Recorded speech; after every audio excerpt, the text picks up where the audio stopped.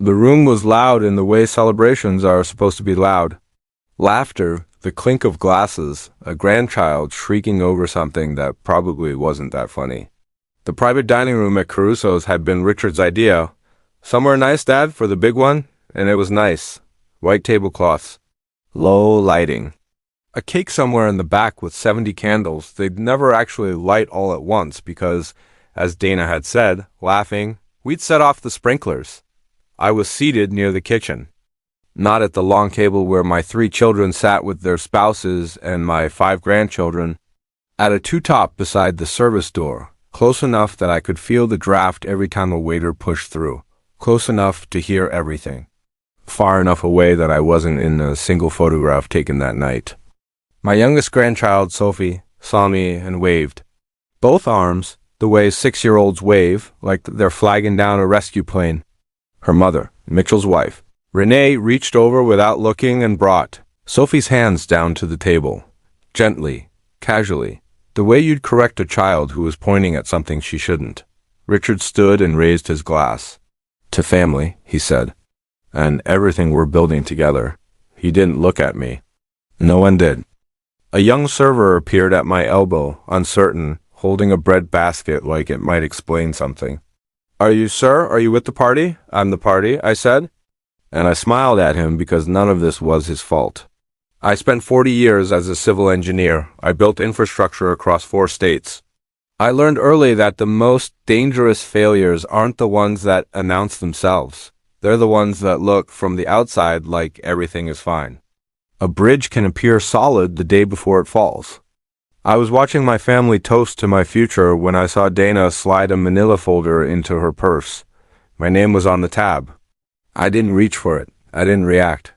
I just noted it, the way I'd always noted things, and I waited. Before I go any further, let me say this plainly.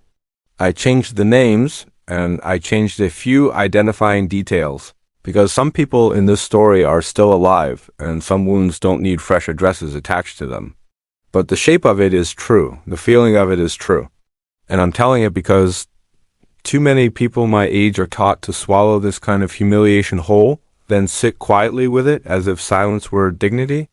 It isn't. If you're listening, tell me where you're watching from, your city, your country, wherever home is for you. I want to know where the people who understand this are sitting tonight. Now, with that said, let me take you back a little because the table in the corner didn't begin in that restaurant. It began years earlier with Miriam, before grief and greed rearranged us all. My name is Harold, and for 40 years I was a civil engineer. I designed bridges, overpasses, and the support systems people trust without thinking about them. That suited me. I liked the mathematics of pressure, the honest language of weight, the satisfaction of making something meant to hold and last. My wife, Miriam, understood that about me better than anyone. She was quicker with laughter than I was, gentler in manner, but no one I ever knew understood what held a family together the way she did. She remembered birthdays, allergies, school recitals, old resentments, private fears. If I was structure, Miriam was warmth. Between the two of us, we made a home our children used to run toward. The birthday tradition was hers.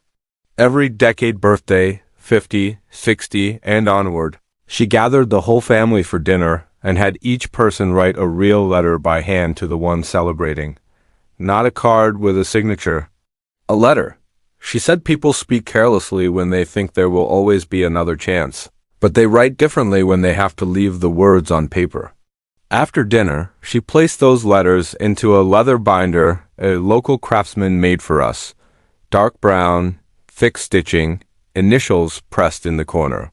Over the years, those binders became a record, not of dates, but of affection.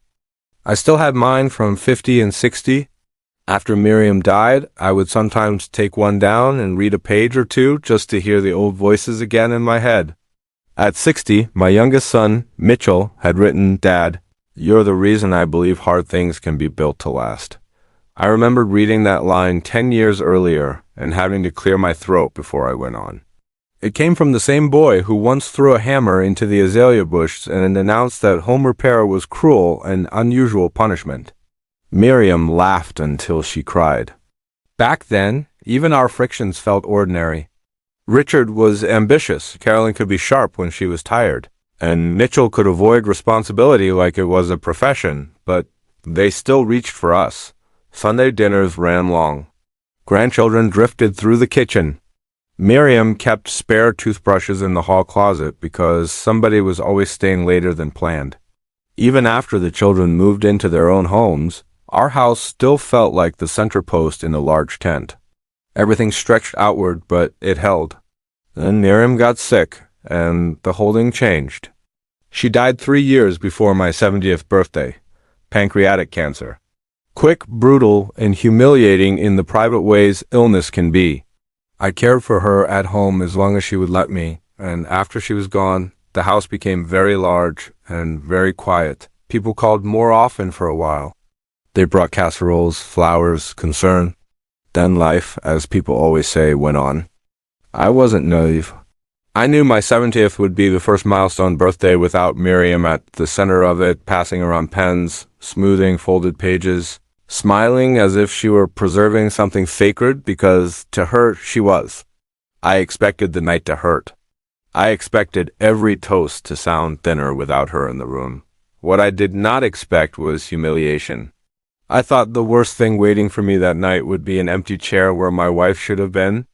Before I left the house that evening, I took the leather binder down from the shelf. The cover was worn smooth near the spine where Miriam used to carry it tucked against her side. I set it on the passenger seat beside me as if it were company. At a red light, I rested my hand on it and imagined new pages inside. Richard's careful handwriting, Carolyn's narrow slant, Mitchell surprising me again, maybe something crooked and earnest from the grandchildren. I told myself grief and awkwardness were not the same as rejection. I told myself families stumble after a death, then find their footing. By the time I turned into the restaurant parking lot, I was braced for sadness. I was not braced for strategy. Looking back, the birthday dinner wasn't the beginning. It was only the first moment I stopped making excuses for what had already been happening. The question started with Richard, my oldest. He had always liked to sound practical, as if every conversation were a board meeting he was reluctantly chairing. About a year before my 70th, he began dropping by with what he called hypothetical concerns. Had I ever thought about putting the house into a trust? Did I know where the original deed was? Was I still comfortable managing all those moving parts in my accounts alone? He said it the way younger people do when they want to sound helpful rather than interested. I answered calmly. Yes, I knew where everything was. Yes, my accounts were in order. No, I did not need a cosigner to remember my own name. He would smile and lift his hands. I'm just thinking ahead, Dad. That phrase started appearing everywhere. Thinking ahead, simplifying, protecting. Words that sounded clean until you noticed they were. Always aimed in one direction. Carolyn changed too, though with her it came dressed as efficiency. My daughter had always liked order, even as a little girl. She lined up crayons by color and corrected grocery lists with a pen. After Miriam died, Carolyn began stopping by the house, not for coffee or conversation, but for folders. Insurance papers, property tax files, my living will. I'm just helping you stay organized, Dad, she would say, already halfway to the file cabinet before I answered. Once, she asked for my passport, then claimed she'd mixed it up with paperwork for her son's school trip. I found that harder to believe than she seemed to expect. Mitchell's change hurt the most because it was quieter. He stopped bringing the grandchildren by. There was always a reason that sounded almost reasonable. Soccer practice, piano lessons, somebody recovering from a cold, the roads were bad, Renee had a headache, they'd come next weekend. Then next weekend passed, and the one after that. Video calls replaced visits, and even those became rushed, as if affection had to fit between errands. Children don't invent distance on their own. Adults build it around them first. Then there were the small material things, the kind other people would dismiss as age making a man suspicious. Mail that should have been on the hall table never arrived. A utility notice came late. A bank statement I had been expecting did not show up at all until 4 days later, when Carolyn found it tucked beneath a magazine in the den. The envelope had already been slit open. She said maybe the mailman had done it. I said maybe.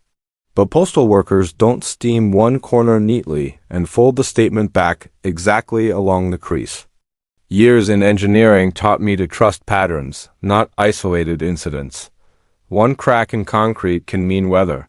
3 cracks, all running at the same angle, means stress is traveling through the whole structure. Still, I wanted to believe grief was making us awkward, not dishonest. So I did what I always did when facts were incomplete. I waited. The clearest moment came 2 months before my birthday. We were all at Richard's house after Sunday lunch. The grandchildren were in the yard, and Dana was clearing plates with that bright, tireless energy she wore whenever she wanted to steer a room without looking like she was steering it. She set a coffee cup in front of me and said, almost lightly, "Harold, have you ever considered assisted living? Just a tour, no pressure. Some of those places are really lovely now." The sentence landed, and the room went still in that unnatural way rooms do when everyone has discussed something in advance. Richard looked down at his napkin. Carolyn reached for her water glass and missed it the first time. Mitchell gave a shrug, the kind a man gives when he wants credit for disagreeing without the inconvenience of doing it. I asked Dana why exactly she thought I needed that. She smiled too quickly. "Oh, not needed. We just worry about you being alone so much. Worry has a sound when it's real." This wasn't it. I let it pass. That is the part one still revisit. Not because I was blind, but because I was loyal to a version of my family that no longer existed. Every odd question, every missing envelope, every canceled visit could be explained on its own. Together, though, they were not concern. They were reconnaissance. The night before my birthday, I stepped onto my porch to lock the side gate and heard Dana's voice through the kitchen window. She was on speakerphone with Richard. "He won't even notice," she said. Then she laughed. "He's slipping." I slept very little that night. Not because I was uncertain, but because certainty can be harder to carry than doubt. Doubt lets a man hide. Clarity sends him back into the light. By morning, I could still see that manila folder disappearing into Dana's purse, my name printed on the tab in black marker. I told myself I was driving to Richard's house to return the ceramic serving dish Carolyn had left in my trunk after dinner. It was a polite excuse, which was somehow worse. A father should not need a pretense to visit his son. Richard answered in gym clothes with coffee in his hand and that rehearsed surprise people wear when they are caught unprepared. Dana was upstairs, he said. The children were at school. He took the dish, thanked me, and asked if I wanted to come in. I said yes. The folder was on the kitchen island, just there. Not hidden, not even tucked away. Half under a stack of mail, as if it had become no more sensitive than a supermarket coupon. That was when I understood how thoroughly they had redrawn me in their minds. I was no longer a man who noticed things. I was simply old. Richard's phone rang. He glanced at the screen, muttered that he had to take it, and stepped onto the back patio.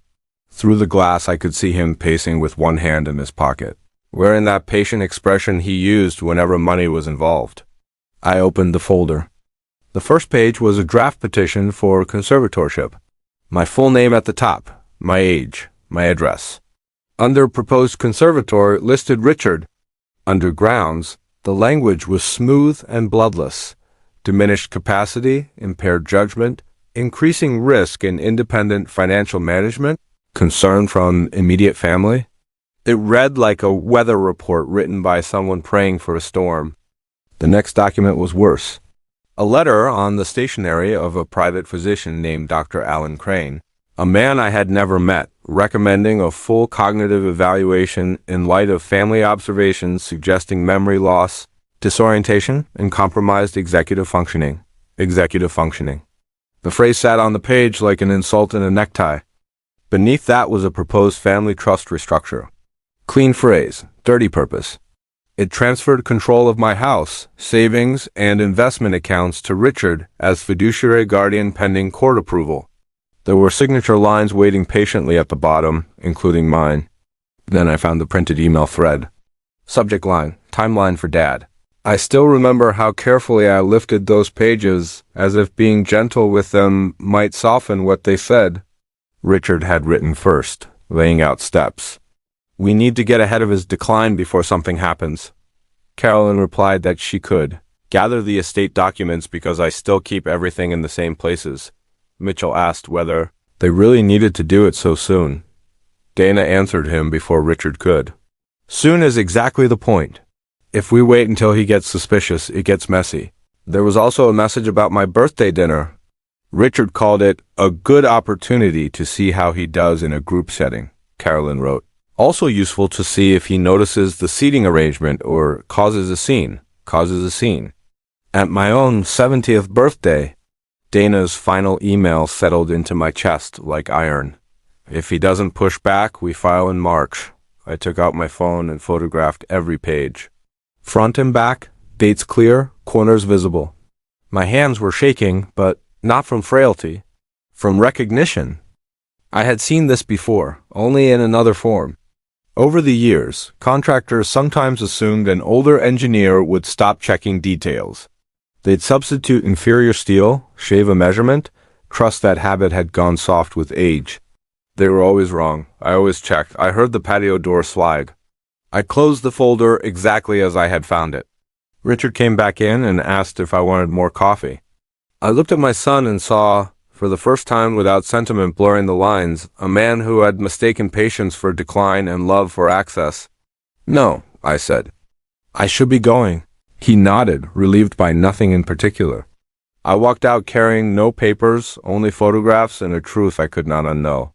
Once I sat in my car and shut the door, I understood one thing with calm. Not yet. I sat in the driveway with the engine off and the folder still burning in my mind, though the only thing I carried with me was my phone.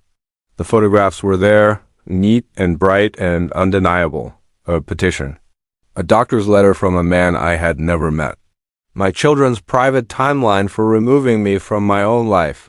For a few minutes I did what any father still trying to protect the idea of his family would do. I imagined marching back inside. I could see it clearly. Richard at the island, jaw tightening. Carolyn stepping in first, not to apologize, but to manage the room. Mitchell looking sick and saying very little.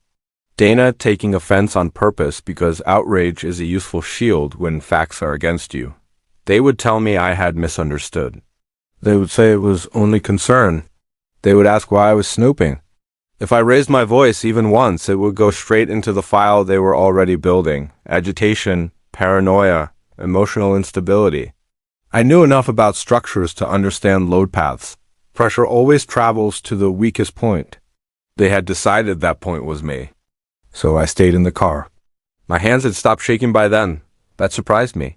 Grief had made me unsteady after Miriam died, but work had trained me differently in a crisis.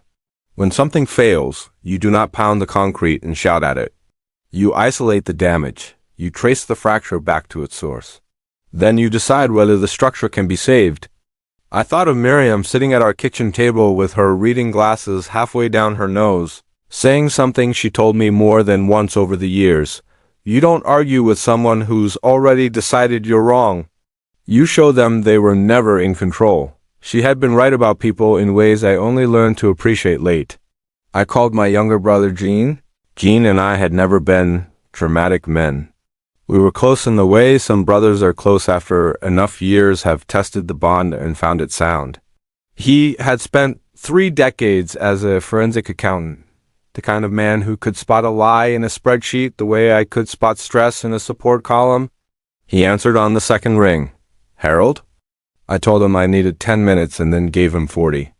I read from the emails, described the conservatorship papers, told him about Dr. Crane and the birthday dinner and the little table by the kitchen door. Jean did not interrupt me once. That alone steadied me more than comfort would have. When I finished, he said, "You don't need a lawyer yet. You need a paper trail they don't know you're building." I leaned back and closed my eyes. "So you think I'm right?" "I think they're sloppy," he said. "And people get sloppy when they believe the person they're targeting is already defeated." We talked another 20 minutes. Jean told me to save everything, sign nothing, and say as little as possible. Let them make requests. Let them repeat themselves. Let them grow comfortable. If they were coordinating, They would leave fingerprints everywhere. By the time I ended the call, the path was clear. I was not going to confront my children in a burst of wounded pride and hand them the performance they wanted. I was going to become exactly what they believed I was: agreeable, forgetful, a step behind, confused, passive, slipping, and they would never see me counting again. 6 weeks is a long time to pretend to be less than you are. It is also, I learned, enough time for people who underestimate you to forget they ever needed to be careful. I began with small things. Richard called to remind me about a dentist appointment I had mentioned the week before. I told him I didn't remember making it. "Are you sure that was me?" I asked, keeping my voice vague, slightly puzzled. He paused, then spoke slowly, the way people do when they believe they are being patient. I let him explain it twice. On the second call that week, I asked the same question about the appointment again. He didn't pause that time. He just sighed. Carolyn texted me documents she wanted me to review. I replied a day late, apologized for losing track, and asked her to resend. When she did, I told her I wasn't sure where to sign. She drove over with a pen and sat beside me at the kitchen table, pointing to each line like I was learning to read. I moved my finger slowly and squinted at the print. I signed nothing, but I let her believe I would soon. Dana was the most eager. She scheduled a visit from Dr. Alan Crane, the physician whose name I had seen on the letter recommending my evaluation. He arrived on a Tuesday afternoon with a clipboard, a gentle voice, and questions designed to expose confusion. I gave him exactly what he came for, in a way that would not survive review. I told him my birth date was off by 2 years. I said Miriam had passed last fall, though it had been 3 years. When he asked me to count backward from 100 by sevens, I stopped at 79, frowned, and asked if we had already done this part. Any competent reviewer looking at his notes later would see inconsistencies no real decline would produce. A man forgetting his wife's death by 3 years does not also recall, unprompted, the name of her oncologist. A man confused about dates does not quote his own address and social security number without hesitation. I gave Dr. Crane a performance, not a patient. He wrote it all down and never noticed. Meanwhile, Jean was working. Every document my children had touched over the past year was being traced, compared, and filed. Jean found discrepancies in an insurance policy update Carolyn had mailed on my behalf. He found a notarized signature on a form I had never signed. He found a change of address request submitted to one of my investment accounts that I had not authorized and that redirected statements to Richard's home. Dana, confident now that I was fading, began guiding me through calls with my own accountant. She sat beside me with her phone on the table, coaching me in a low voice on what to say. "Just tell him you'd like Richard to be added to the account for convenience," I repeated her words. I nodded when she nodded. And my phone, propped against a stack of books across the room, recorded everything. Carolyn, in a moment of impatience, sent a text I suspect she meant for Dana. It came through late one evening and said, "Had to stop bringing the kids by so he wouldn't bond too much before the transition. Em is upset about it, but he'll get over it." I read it twice. Then I saved it. Richard became the most careless of all. One afternoon, while we were standing in my kitchen, he referred to the house as ours. Not yours, Dad. Not the family home. Ours. He said it easily, as if ownership had already transferred, and I simply hadn't been told. I smiled and asked if he wanted more coffee. The final piece came from my bank. I requested security footage from the day someone accessed my safe deposit box without my knowledge. The branch manager, a woman who had known me for 15 years, handed over the file without hesitation.